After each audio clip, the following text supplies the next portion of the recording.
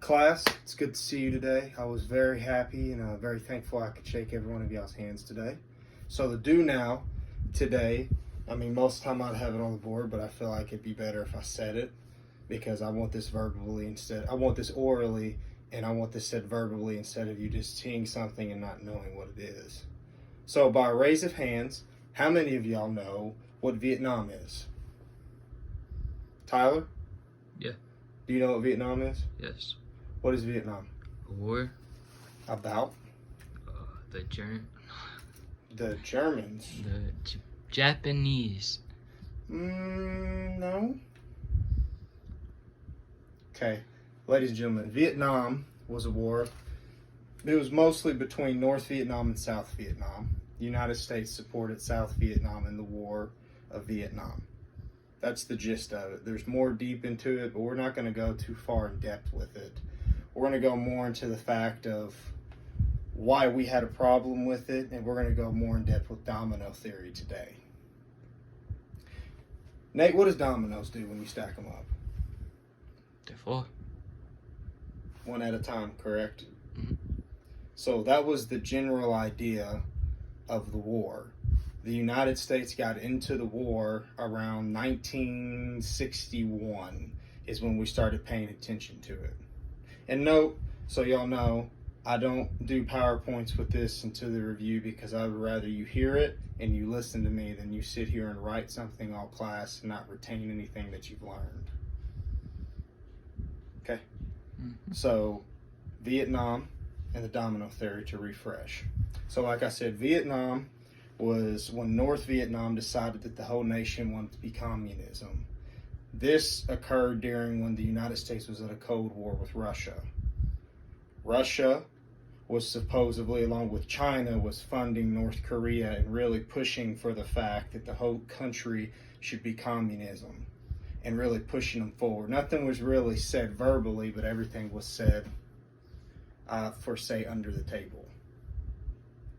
So, in order for Vietnam to do this, of course, they'd have to take complete control. Well, the United States was not okay with that. So to get back to my point, we got involved in 1961. They attacked us first in the Battle of Tel Cunham. It was in the Bay Area of around Vietnam where they shot at us and almost sunk a ship. Well, at that point, we had enough. So we started back in South Vietnam. We started sending in weapons and troops, and we had boots on the ground in 1965. No, this was one of the most brutal and ugliest wars that the United States has ever seen. I believe over, don't quote me, but over 58,000 soldiers were killed during this time span, maybe more, at least confirmed. But back to the point of the domino theory, so I get to what I'm getting at today so you guys can learn something like I said and I not run off in a rabbit hole. Domino theory, like Nate said, was if you push one thing, they all fall. So the United States had a problem with the fact that North Korea was trying to push over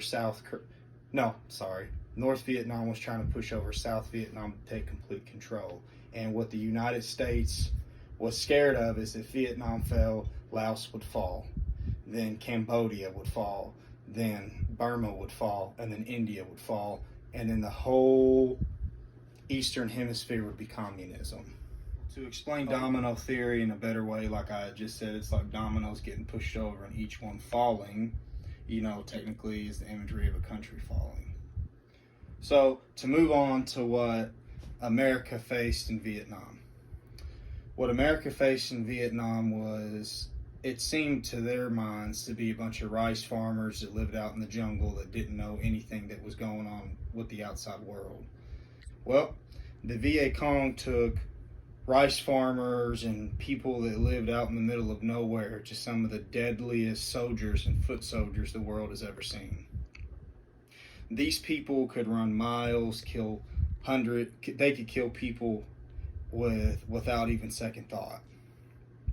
These people were some of the hardest people to find. They would live underground, they would attack underground. They really were the key contributors to what guerrilla warfare really is. And you ask how could a country so mighty as us and so powerful and have all the weapons that we have be able to basically essentially lose to a country like North Vietnam and eventually when South Vietnam fell? Well, for one, we were super arrogant. We thought that power and quantity could overpower these little rice farmers in the Viet Cong and basically dismantle them, and it'd be done within a few years. That's technically not the truth. They just kept getting funding and money and medical supplies and weapons and just kept getting stuff, and we couldn't figure out from where. Cut it. So Nate, say somebody comes into your country, they're twice your size, twice as big as you in every way, money, weapons, fashion, everything. What would you do to them? Be destroyed. Hmm? Be destroyed. Yes, or what's the other option? Run. The other option. There's no other option. You would find a way to win, right? Yeah. And I don't know if some of y'all, I mean, there's a good book where there's a guy that slayed a giant with a slingshot, and that was kind of how this portrayed itself. So, for instance, imagine me as the American muscle coming in thinking gun-ho that I can take y'all no matter what. The size difference, if for some of y'all that need imagery, would be me against somebody your size. Doesn't seem very fair, right? Mm-hmm. And especially Russia and China didn't think that'd be fair as well. So in order to level the playing field, they would secretly send weapons and medical supplies and other things underground, above air, however, to get it to them. And basically it could never honestly be proved, but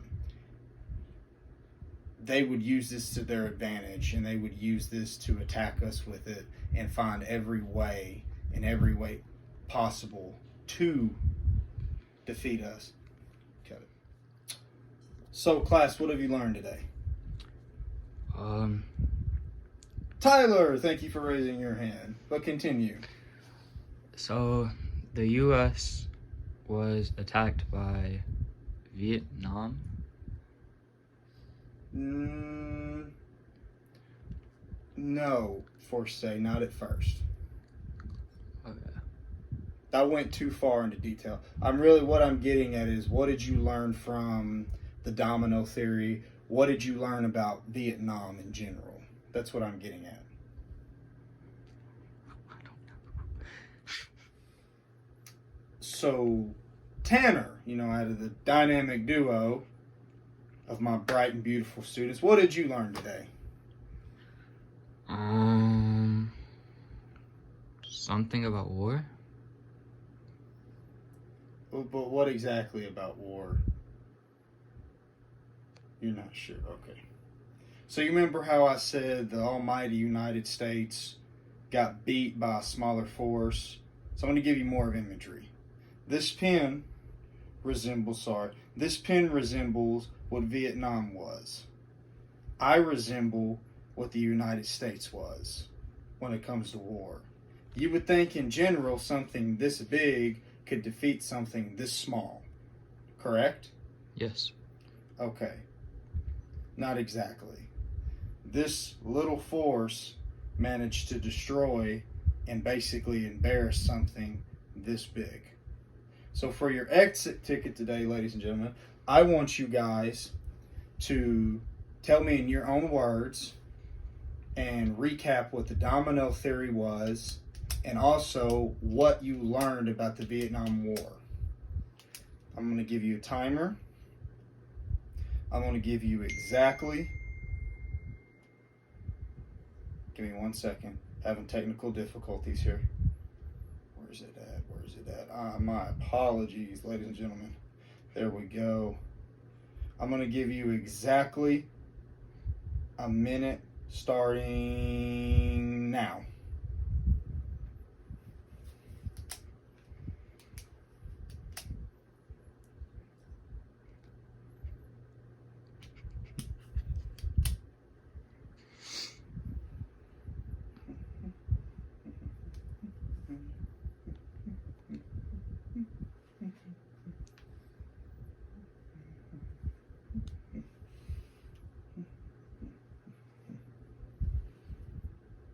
"30 seconds. When y'all are done, I want you to put your pencils down. I want you to look at me. Y'all have 15 seconds. 10, 5, 4, 3, 2, 1. Okay. Bryant, what have you learned? Somebody's got ESPN in here. Y'all give me the updates later. So, Bryant, since your phone went off, you basically volunteered. What have you learned today?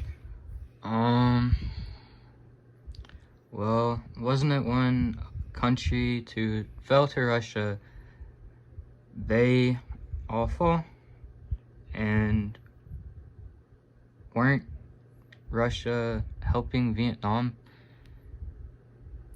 Yes. So, your first question was if. Say it again for me. It was one country fell to Russia, they would awful, and weren't Russia helping Vietnam? Yes, to an extent, and yes, for sure. So your first question was. So I'm sorry. So basically, you're saying if one country fell to communism, it was because of Russia, correct? Correct. To a certain extent, with the domino theory, basically it was. Actually, you know what? I want to hear what somebody else says, and then I'll come back to you. Okay? Okay. Nate, what do you got?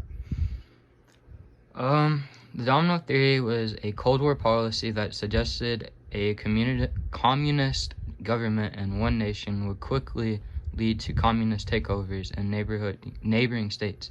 Okay, that's good. So, did you hear what he said, Brian? Yeah. So basically, with Russia, yes, they were big in communism, so was China, but Russia technically, on paper, wasn't the real reason we were scared of the domino theory. We were scared of communism as a whole, but we weren't necessarily scared of Russia pushing these countries over. It was more along of like the communist regime, like the unseen villain, if that makes sense. Because if one country fell, they'd all fall. Like I said, it'd be like stacking a domino up of like 8 different places. And if Vietnam fell, then Laos would fall. And if Laos would fall, then Cambodia would fall. And then it would just be all the way over to basically a whole Southeast takeover of just a whole state of just communism red. So, that was y'all's exit ticket. Thank y'all for coming to class today, even though y'all really didn't have a choice, and y'all have a good day.